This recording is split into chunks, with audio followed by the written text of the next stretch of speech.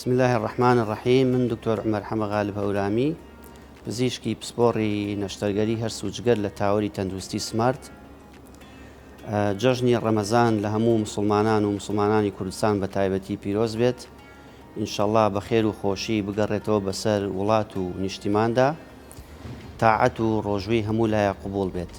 ئازیزان، بۆ جەژنێکی تەندروست پێویستە ئەوە بزانین کەوا مانگێک بە ڕۆژووبوون و خۆگرتنەوە لە خواردن و خواردنەوە بۆ ماوەی زیاتر لە 15 کاتژمێر ڕاهێنانەوەی گەدە و کۆندامی هەرسی ئەوێ تاوەکو بتوانین جەژنێکی تەندروست و سەلامەت ئینشەڵڵا بەنسیبمان بێت.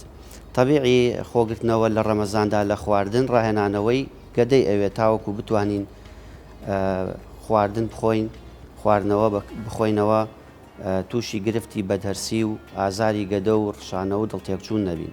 تەبیعی ئەمەش ئەوەیە هەر لە بەربانگەوە دەست پێ دەکات کە ئەوە بزانین بەیانیەکەی جەژنی ڕەمەزانە بە ڕۆژوو نابین، هەر لە ئێوارە بتوانین ئیفتارێکی کەم، خواردنێکی کەم، مەسەلەن خواردنێکی تەندروست، کەم لە چەوری، کەم لە کاربۆهیدرات بەکاربێنین تاوەکو بۆ بەیانیەکەی گەدەمان بتوانێ خواردنی کە قبول بکات و توانای هەرسکردنی هەبێ. خواردنەکانیش تەبیعی لە جەژنە هەم جەژن بۆنەیەکی کۆمەڵایەتیە، هەم بۆنەیەکی ئاینیە. تەبیعی خواردنی تێدا دەبێ خواردنەوەی شەربەت و مەسەن شیرینی تێدا دەبێت و سەردان و بۆنەیەکە مەسەن لەوە چێت لە شوێنانی کەش شیرینی و خواردن و شەربەت و ئەمانە بخرێتە بەردەم میوان. جا باشتر وایە مەسەلەن خواردن ئەگەر برسید نەبێ لە ڕۆژی یەکەمی جەژنا بە تایبەتی بەیانیەکەی، ئەگەر سانیمان برسیمان نییە خواردن نەخۆین، شەرط نیەتر هەر خواردن دابن یا خواردن بخۆین، هەتاوەکو بتوانین مەسەلەن بە دوور بین لە تێکچوونی گەدە و کۆندامی هەرسمان. خواردنەکانیش تەبیعی لە هەر سێ جۆرەکەی تێدایە، لە کاربی تێدایە، مەسەلەن کاربۆهایدرێتە، پڕۆتینە، چەوریە. باشتر وایە هەر سێکیان بخورێت بەس بە ڕێژەیەکی کەم. خواردنی بەیانیش مەسەلەن خواردنێکی کەم بێت، ئەگەر برسیمان نەبێ هەر نەیخۆین تا ئەو کاتێک هەست بە برسیەتی ئەەکەین و پاشان ژەمێکی سووکیش بخۆین تاوەکو گەدەمان ڕاهێنانەوەی بۆ بکرێ، مەسەلەن ڕابێتەوە لەگەڵەوەی کە خواردنە خوات تووشی بەدهەرسی و ئازاری گەدە و ڕشانەوەمانە نەبین.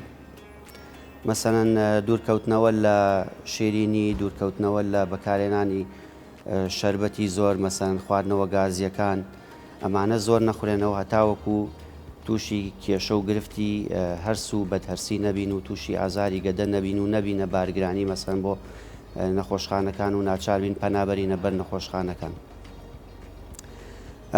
خواردنەکان تەبیعی مەسەلەن ئەگەر شیرینی دابنێ شەر نییە بخورێ یەکسەر. بابەتی چکلێت و چەرەسات و ئەمانە هەمووی بارگرانی دروستەکە بۆ کۆندامی هەرس بە تایبەتی گەدە، کە لەوە چ ببێتە سەبەب بۆ ئازار، مەسەلەن بێتە هۆی ڕشانەوە بەدەرسی، حتا نەک ئەو ڕۆژی جەژن لەوە چەند ڕۆژی کەش گەدە و کۆندامی هەرسمان پێوەی بناڵێنێ. جا لەبەرەوە باشترین شتەوەیەکەوە خۆپارێزی بکەین، خواردن بە شێوەیەکی زۆر و خێران نەخورێ، ژەمی قورس نەخورێ، مەسەلەن زیاد لە پێویست خواردن نەخورێ، هەر کاتی پێویستی کرد ئەو کاتە خواردن بەکاربێنێ بە تایبەتی لە چەوری و شیرینی و مەسەلەن خواردنەوەی شەربەت و خواردنەوە گازیەکان. لێرەوە ئەمەیە پەیامێکی جەژنە پیرۆزەش هەر بە زمانی هەورامی بنێرم بۆ ئازیزان. ئارۆ جەژنەنە سەوای جەژنی نۆ، مەزان و چێژبار و من جەژنانە پەی تۆ، وەڵێ من ساخڵەمی و سڵامەتی کەرو جەژنم بارەکەی پێیشمە و میڵاوارنە ئیشەڵا جەژنێ وەشە گەڕوێت تا جەژنە بۆ تاعەت و عیبادەتە ئیشەڵا چەنە قبوڵ کریاوە. لە کۆتاییدا ئومێدەوارم ئینشەڵا جەژنێکی خۆش بە شادی و بە خۆشی بگەڕێتەوە بەسەر هەموو لایەکە، تاعەت و عیبادەتی هەموو لایە قبوڵ بوو بێ، هەمیشە لە خۆشی و جەژندا بن ئینشەڵا.